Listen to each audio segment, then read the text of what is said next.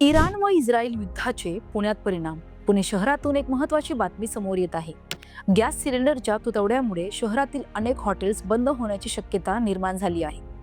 यामुळे हॉटेल उद्योगासोबतच कर्मचारी, विद्यार्थी आणि सामान्य नागरिकही अडचणीत येण्याची शक्यता आहे. मिळालेल्या माहितीनुसार व्यावसायिक एलपीजी गॅस सिलेंडरचा पुरवठा कमी झाल्याने हॉटेल चालकांमध्ये चिंतेचे वातावरण आहे. पुण्यातील अनेक लहान मोठ्या हॉटेल्स आणि खानावळी पूर्णपणे कमर्शियल गॅसवर अवलंबून आहेत. गॅस सिलेंडर वेळेवर उपलब्ध न झाल्यास पुढील काही दिवसांत अनेक हॉटेल्सना आपले व्यवसाय तात्पुरते बंद ठेवावे लागू शकतात, अशी भीती हॉटेल्स व्यावसायिकांनी व्यक्त केली आहे.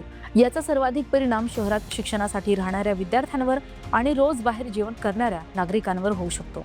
तसेच हॉटेल उद्योगाशी संबंधित हजारो कर्मचारीही यामुळे प्रभावित होण्याची शक्यता आहे. दरम्यान प्रशासन आणि संबंधित विभागांनी या परिस्थितीकडे तातडीने लक्ष देऊन गॅस पुरवठा सुरळीत करण्याची मागणी हॉटेल व्यावसायिकांकडून करण्यात येत आहे.